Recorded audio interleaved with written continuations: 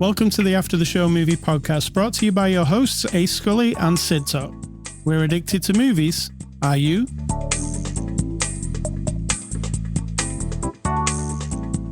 Welcome, Cidtalk. Welcome to the podcast. How are you doing? Thank you. I'm good. And you? I'm doing pretty well, thank you very much.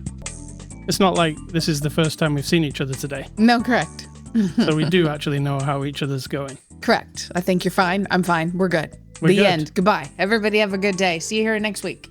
What's the before the after the show discussion? Oh, the before the after the show discussion was a little bit about this movie, a little bit about your new microphones. There wasn't much. You ate some cheese doodles. I ate some cheese doodles. It's very exciting around here. We doodle it up. We drink tea. We eat doodles. Correct. And what else do we do? Podcast? Yeah, Movie? that's it. Oh, we watch movies too. So this is After the Show. We're a movie review podcast.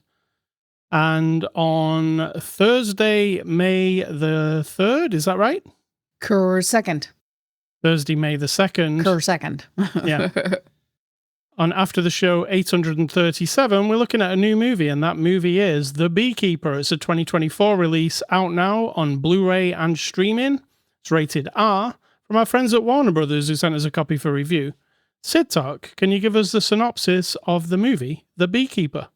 Yeah. The transporter really gives it to some assholes who are scamming old people out of their money. And it wasn't the transporter. He's the beekeeper. See what I'm saying? He is. Yeah. So it's the transporter / Bourne / John Wick, but he's going after the assholes in the real world depicted in this movie who scam people out of their money on the, you know those calls. Yeah, the scam calls. This is the so-and-so data center, and we've noticed that your Windows is out of date. Would you like us to download this and blah, blah, blah. You know what?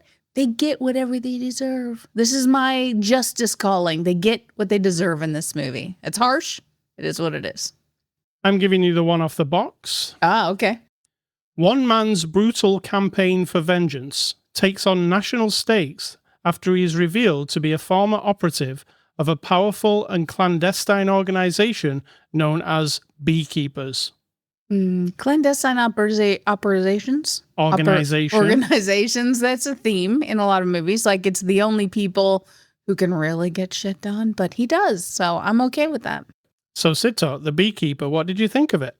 I really enjoyed it. Now, I have a sort of unnatural anger toward people who scam other people. Yes, I don't know if it's unnatural. Maybe it's totally natural and totally justified. And also, I love movies like Bourne movies and The Transporter, that the lone person who goes after people, even like Peppermint and what are some of the other ones, where you've got the woman who's doing the vengeance. Vengeance, I don't have a problem with.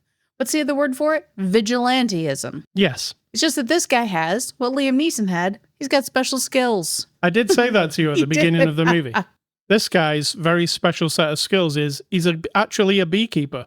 And a beekeeper. So the beekeeper is just the code name that they give these basically assassins. Yes.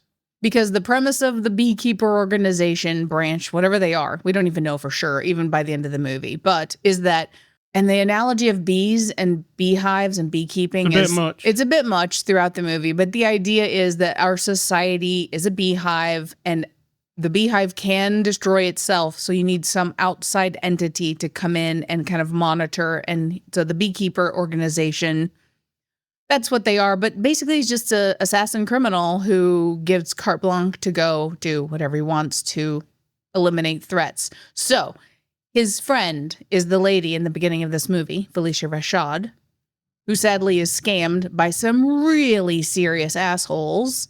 And sadly, she doesn't make it through that situation, and he then goes on it's not really a rampage except certain moments. It's pretty much a rampage. But it's a very planned, pointed attack to bring down the entire column that is, or the pillar that is causing this problem. The hive. Yeah, see, again, I'm trying not to use that. Trying to stay away from that. But he essentially knows that the call center that nabbed her is not the only one. And so he wants to trace back and up and to get to the top. And then we mix in some politics. A president whose campaign questionably gets some money from this nefarious activity, things like that. So he's the representative of all of us who see real injustice in the world and are just like, fuck those people. I'm going in with my Tommy gun and getting rid of him. I know violence is bad. He doesn't use a Tommy gun, by the way. Not Tommy gun, but I forgot the name of the one in the back of that car. Oh, like a chain gun. Howitzer? Whatever, Similar, yes. Yes. So I know violence is bad. I'm not advocating doing vigilantism and violence, but you feel that way when other people get away with this shit. And in this, it's basically an hour and a half or however long it is, commercial for what assholes these people are. I felt like that. It's often got like close-ups of him zooming in and he makes a comment about justice. And then you see these really smarmy bastards who are at the head of it all. And the guy who's taking the calls and like scamming the people and he's really proud of it. Ugh, it's all disgusting. And I think he does a fine job. I watch people on YouTube who try and bust the scammers, right? Real life scammers, yep. Yeah. And there's one guy who I watch, he tries to disrupt them by just being on the phone with them for as long as possible, just to ruin their day so they don't get anything, right? Everything that you hear in this movie at the beginning, there's a speech at the beginning, basically, where he's scamming her. He's scamming the old lady out of money, saying that what was it? That Windows needed updating or the antivirus or something? Something on her computer needed updating, and he was going to talk her through it and then got her to download a thing on a website, and now he has control of her computer. He sees her passwords. He steals all of her money. Yeah, so that is exactly how it happens. It's exactly, even down to where he tells her to go to like a URL called like friendlyguy.com or something. Like a really friendly seeming URL, and just press install and just let it install and then we'll fix your problem. Like it's all exactly how it is. And they can empty you out in seconds.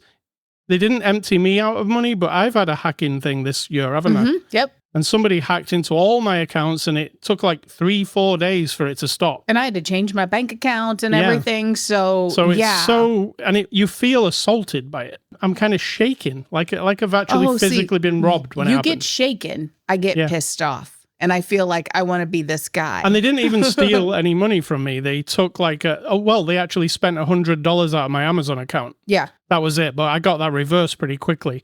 But it was just the whole, like, they're in everything. They're in all of my things. Like, I can see them doing it. And who are these? Who? Yeah. This movie brings up a lot. It's triggering. And it took me about 3 days to repair all that. And then you'd say even a week or two after, you're like, oh, it's this again. I'm going to have to fix this and change this password. Yeah. And it was so, I don't know. You just feel affronted, assaulted. And who are these people? Who raises these people? And then what influences them to think...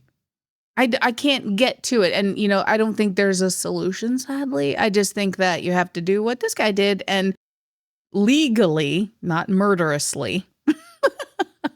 I'm not advocating violence again. I'm just saying, you could feel shaken and then just be like, oh, I just can't do anything about it. But, maybe someday we can be like, who am I thinking of? From Gunsmoke, Matt Dillon. He was always on the right side of everything. He could really bring down the scumbags in town, but that's basically how this starts. But it goes higher stakes than one lady being robbed.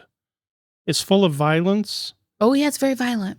Sometimes it feels like a horror movie, like when he's ripping parts off guns and sticking them in the faces and stuff. That was pretty hardcore. Yeah, it was a little bit more hardcore at the beginning than it was at the end. But again, I think that might be because I was desensitized by the end. And also, he's really pissed off. Yeah, it's a vengeance man. Absolutely. It's like all of these movies. If you like this type of movie where at the beginning something bad happens, aka John Wick's dog gets killed, that's the catalyst for all of John Wick. He's coped with his dead wife, okay, but the dead dog, no. No, and in this movie, the old lady who was like his mother basically gets robbed, and then to add insult to injury, they actually bust his beehives up. Yep. So that's the animal or insect involvement. And that just triggers him literally. Yep. To go and kill everybody. I mean, I was thinking about this during the movie. He kills quite a lot of innocent people, right? FBI people who don't.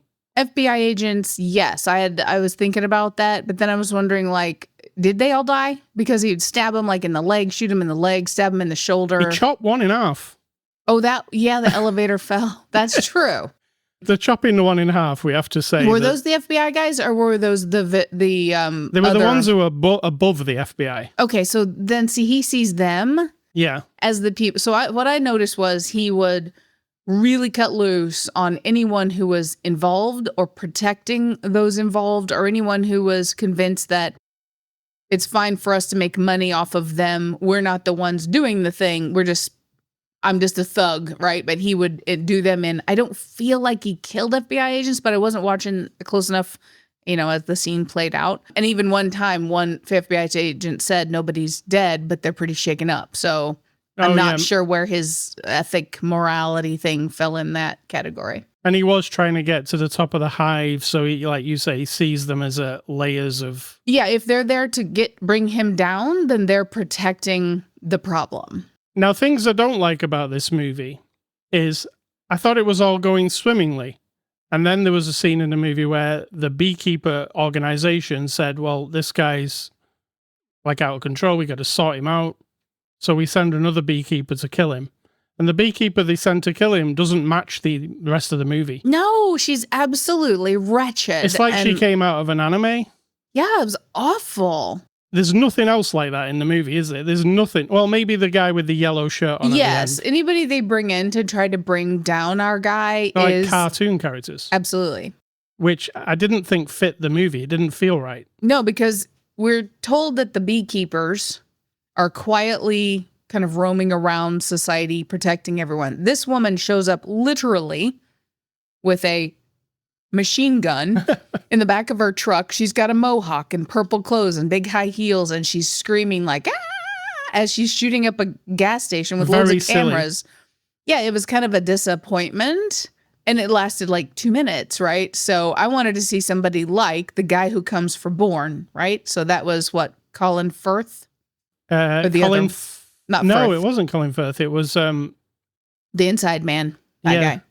So he shows, and he's a convincing foe. You know what I mean? Anyone who's like a convincing foe for Bond or Bourne. Yeah, somebody who's on their level. On their level, they understand what they're doing, and they're just the same everything. This woman, I agree with you, that kind of made things a little bit.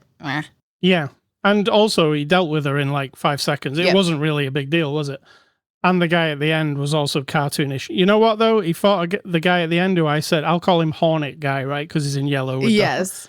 Well, that fight with him in those close quarters actually was pretty good. Yeah, and I like close quarters fights. And I don't love fight scenes. It's really boring, but that was interesting. And remember another one, Statham with the oil. Was that a Transporter movie?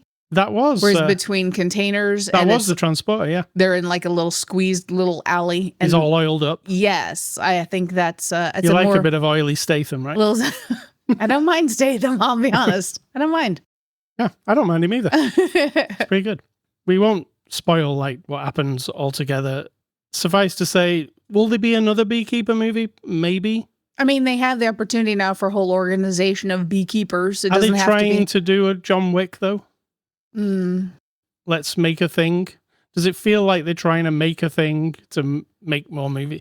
Maybe, but the premise here is, and one line in the movie tells you his whole premise is, do you fight for the law or do you fight for justice? And it kind of proclaiming that there is a difference. And if the FBI lady, whose mother is actually the one who kills herself in the beginning, the FBI lady wants to bring them down, but in the legal way. She's not approving of his style, and yet he says to her, basically, nothing will happen unless we do it my way. And so I feel like that would be the theme of the Beekeeper franchise, are we saying? Yeah. Do we fight for the law or justice reminds me of something Batman would say. Oh, it does, yeah. Yeah. So you mean Batman? Bees and bats, do they mix? Maybe there could be a crossover here. Anyway, let's get on to the cast. Jason Statham plays Adam Clay. He does his best Statham thing. Really tough. It is Statham, and I don't mind it. I mean, it depends on the context, but I don't mind it. One thing I really liked was he does that American accent that he does a lot in different movies. The one that's real tough and American. And that lady said, I can hear a bit of the British Isles in there. Yeah. Like they would clarify that maybe you'll slip into British accent occasionally. We're acknowledging that the accent. I kind of like that. Yeah. I like it when they're aware of something, you know. And we can't make fun of it because they made fun of it. Jeremy Irons plays Wallace Westwold. I feel like he was kind of a nothing character. He's basically Albert, but unplugged. Like he has no powers. Yeah. He is put in place. Okay, so we have the structure here. The snotty, smarmy dickhead who's in charge of the whole company that owns the call center. He has this Jeremy Irons character who's there to protect him. He used to be in charge of the CIA, and now he's just basically watching over this big corporation as a, like, Papa Bear. But he doesn't do anything. He doesn't do anything. In fact, at some point, Jason grabs his finger and bends it back, and he's like, oh, and then he falls to the ground. He does his Jeremy Irons authoritative thing. Right, but I'm talking about the character. Yeah, I get what you're saying. You know? It's not much to work with for Jeremy Irons, really, is it? Yeah, he calls in his thugs to try to stop Statham, but he also says to everybody, I mean, he's going to kill you. So he's aware. So who else we got? We got Josh Hutcherson. He's the Hunger Games guy. Mm-hmm. That's what I like to refer him to. As Derek Danforth. He's a complete prick. He convinced me, and I was all right with how he played it. Even, I mean, it wasn't like mustache twirling bad guy. He was just the smarmy little fucker that you want to give a slap to because he's so awful. And I thought he did a good job. The movie does make you feel angry a lot.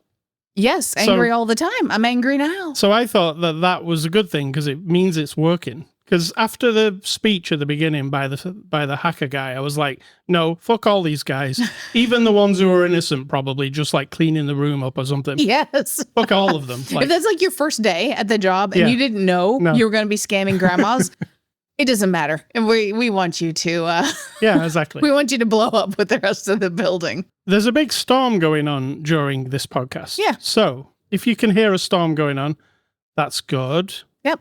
Yeah, because I do gardening, so we like the rain. If you don't hear the storm going on, I did a really good job in post. So I just wanted to say that. All right. Minnie Driver. Here's the deal. You could be telling them there's a storm, and then they're like, I don't hear a storm. And you're like, yeah, I'm great. That's what I'm saying. When there's actually no storm. Minnie Driver plays Janet Howard. You don't see Minnie Driver very often these days. You do not. And she was, again, one of those characters that just was nothing. It was a very small part. All she is the person that Jeremy Irons calls to say, we have a problem with the beekeeper. And then she's like, I've called the main beekeeper, and the main beekeeper said he can't do anything, so you're on your own. You're on your own. It's too much of a hassle. Yeah, it was really, unfortunately, she didn't do much. I put down this guy. We watch a British soap opera called EastEnders. And one of the actors from EastEnders cropped up here, Don Gillet. Yeah, he was good. Plays Deputy Director Prigg. It's not a huge part, again, but he's kind of important in what happens. I was impressed that he was on there and that he didn't turn out to be the Lucas that we know. And he was doing an American accent also, which I don't know if it was good or bad. I couldn't tell. It was all right. Was it just average? Yeah. Yeah, I've seen him too much in a British show for it to kind of, I didn't go, oh God, that was wrong. No, I guess it was okay. It was fine. All right, directed by David Ayer. He directed End of Watch. Do you remember that? It was really good. Sounds familiar. It was Jake Gyllenhaal, and it was a body cam footage police drama where they were on the streets. And it was all from his body cam. It was pretty good. Oh, in the back of the ambulance? That one? No, not that one. It was, they were police. End of Watch. It was quite a long time ago. Was it a heist? No. I don't remember. And he also directed Suicide Squad, the first one. So what do you think of David Ayer's direction here? There's a bit too much camera flare, but hey. Yeah, lens flare for sure. I don't even know why people think that's so intriguing. I mean, I get it. I like photography. It's a fun little thing if you're taking a picture of a flower with the sun in the background and it looks kind of like weird and, interesting.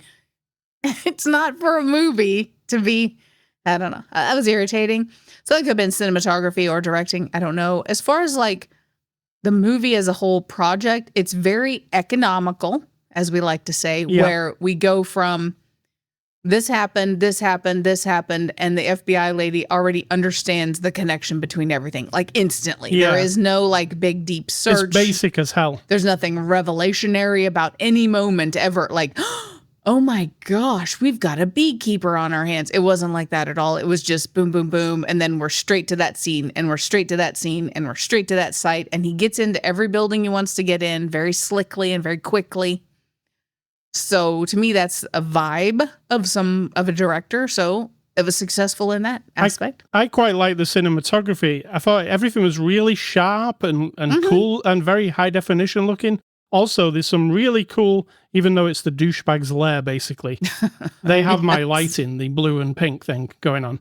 Yeah, their lair, this call center. It's like the douchiest lair. Oh my God, it's so obnoxious. I was thinking, like, is this for real? Like, is this... Yeah. Has somebody scammed their way into a call center just as part of this movie to see what it's really like? And then they're like, oh my God, you're not going to believe how douchebaggy these people are.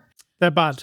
They're very bad. Like the second leader, you know, the guy in the second room that we come to, the guy's wearing a suit with GOAT written all over it. That's the level of these people. And he has a sign on the wall that says bullshit is spoken here. Yeah. Why would you have that sign? Yeah. Because you're a dickhead. And they've nothing better to spend their billions of dollars that they've scammed on. You know what I'm saying? Yeah, we're angry with these people. Can you tell? There's also a little sequence which was similar to a fight sequence in, I was going to say Skyrim, because that's what you said the other day. Skyfall, with the shadowy silhouettes with the white background. So there was some cool camera work and some cool set design and thought put into this movie. It doesn't just, I thought it looked pretty cool. IMDB Reviews, what are those? Those are reviews on the internetmoviedatabase.com, where you like to go find the 1 stars and then you kind of sort of make fun of them unless you dislike the movie. But this time, I think it'll be interesting. Is anyone going to defend the bad guys in this movie? Maybe. That would be sad. Maybe the real life bad guys. Maybe. So if you find 1 stars about this movie, they're probably scammers.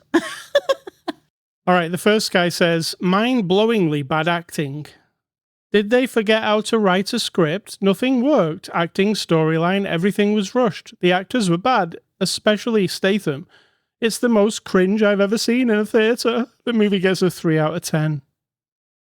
I mean, I can't disagree that it's not the super high quality of, but I mean, it's not the most cringe you've ever seen. No, and it's trying to get a point across, which I accept. So I'm blind to the failures. The second one says, Jason Statham. Did what he's supposed to. The rest of the cast don't know it. Such a disappointment to the Suicide Squad. How is Jeremy Irons in it? That does not make any sense, but it's great. And the third one says, Sweet Mother of Jesus and the Little Donkey.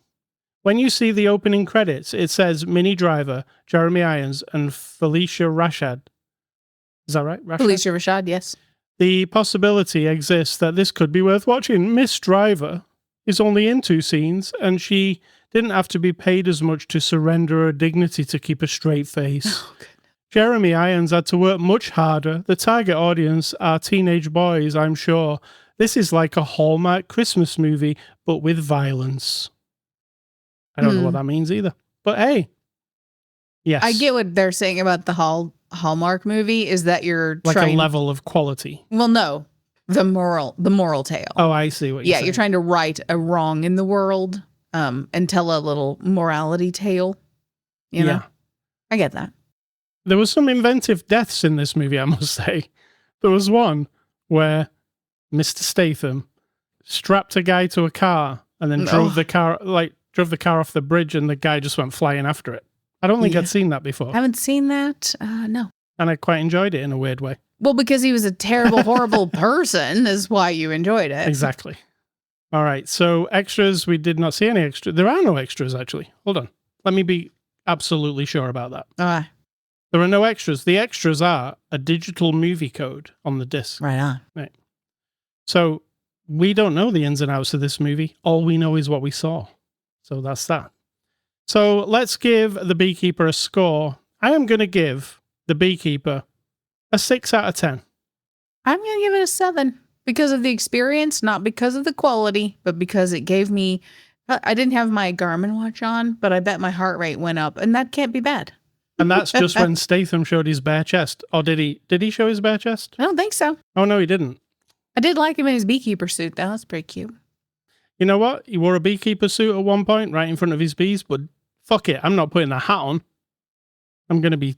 No, he had the hat on. No, not in the second part where he was doing the...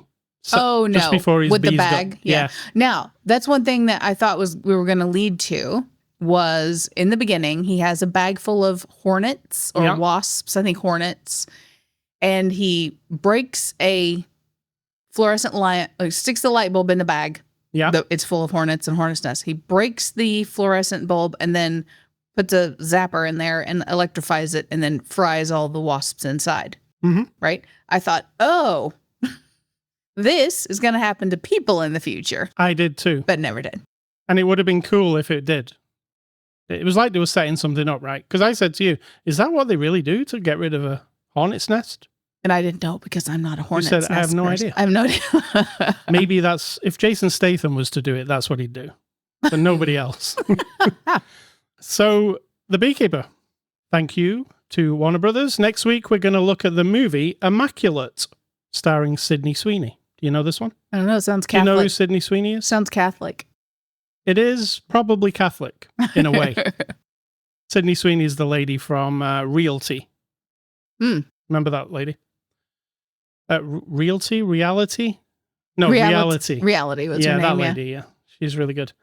Movie recommendations. I'm just going to give you every time Statham is in a movie, these are the movies I will give you. It's just the same as last time. Okay. It's The Transporter, Part 1, and Crank, Part 1.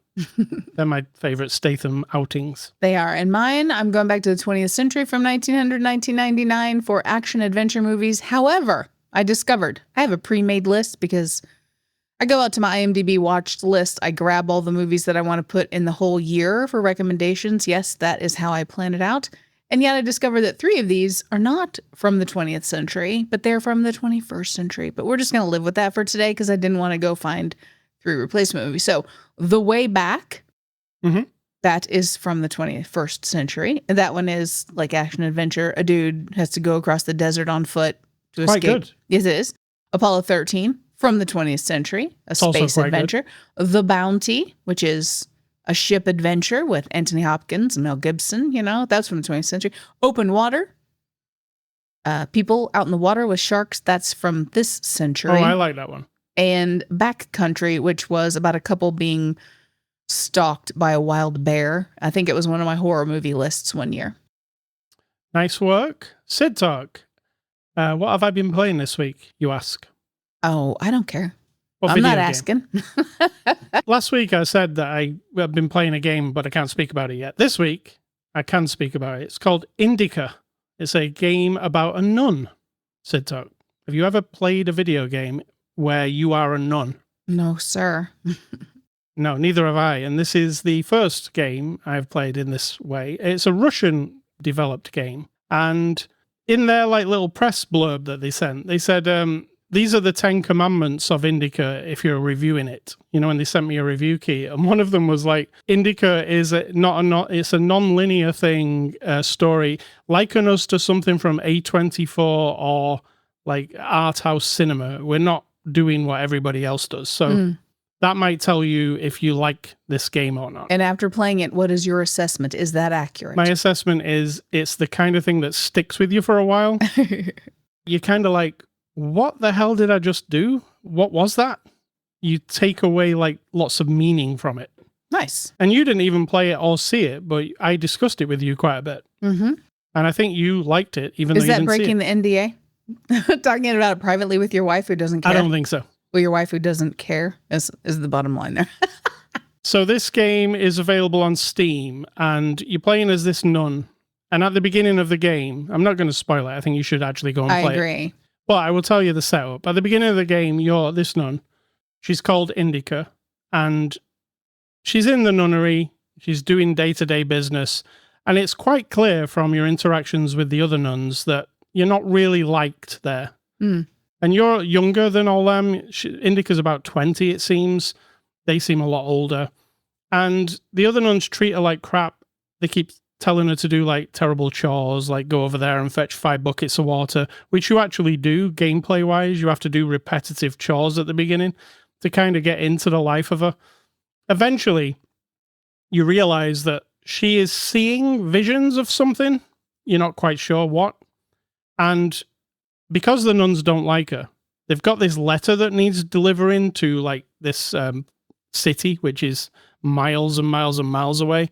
And they're like, hey, we can get rid of her. We can just send her like as the person to take this letter to the cardinal of the church. So your mission is you get this letter and you have got to go from A to B, basically. And along the way, your adventure is very, very, very strange.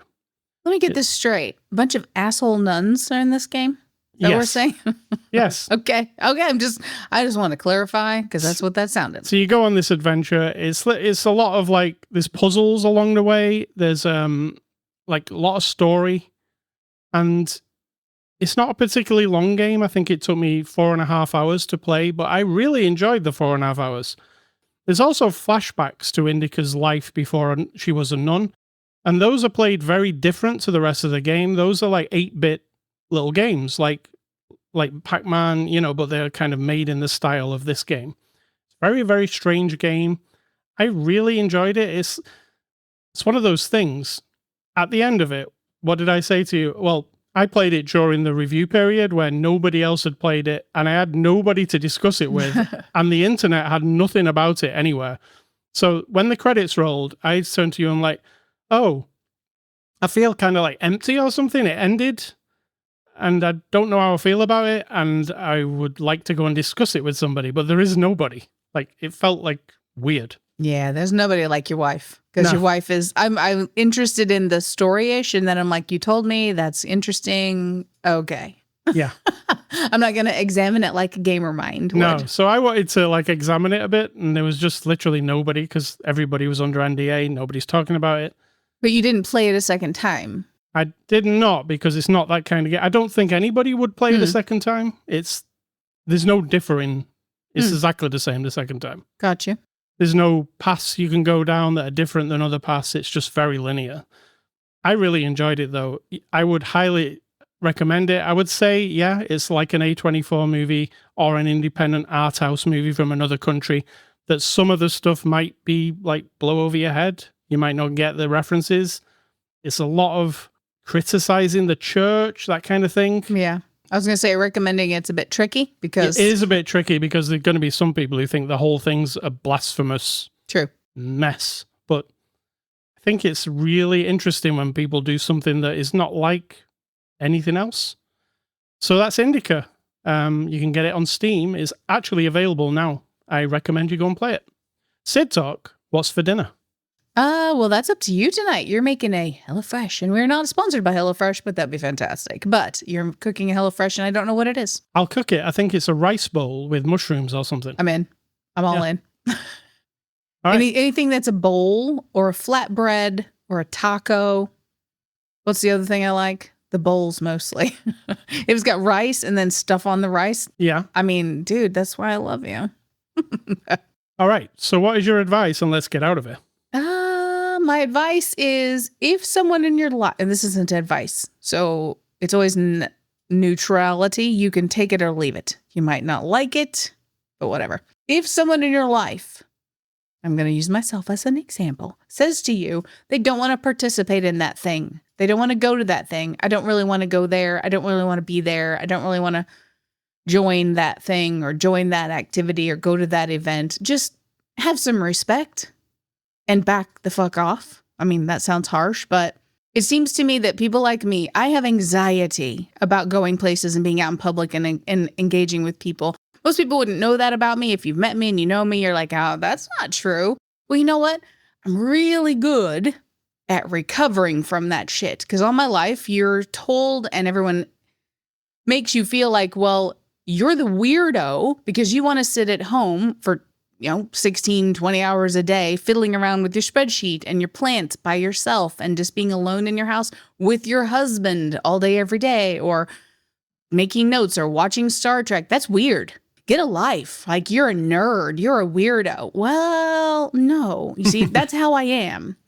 I do understand people who do want to go and do and be mixing with every activity and feel like they're missing out on going to the latest bar or restaurant opening, or there's a group gathering over here. We got to go. I don't want to sit around and do nothing, quote unquote. I get that. I actually totally understand that. People do not give the grace to the people like me and understand and just let it go. If you have an activity and you invite me and I politely say, no, I'm not really interested, or I've got something else to do, or no, that's not really my thing. That's it. Don't ask me again, right?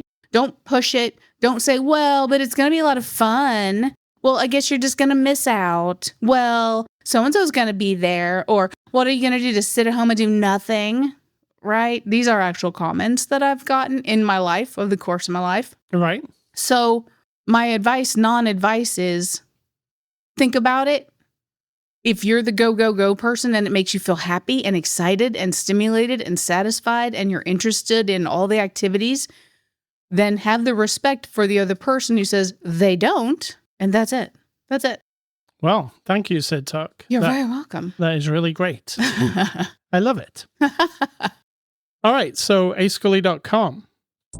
That's the place you can go to get this podcast. Twitter, Facebook, Instagram, they're social media places. You can go and catch us there. You can go to Spotify, iTunes, Amazon, YouTube. Email feedback to me, ascully@ascully.com. Don't email Cidtalk, she doesn't want your email. And stay classy, Mr. Jason Statham, with your cool American accent. And I'm going to say, think for yourself, because if you don't, somebody's trying to do that shit for you.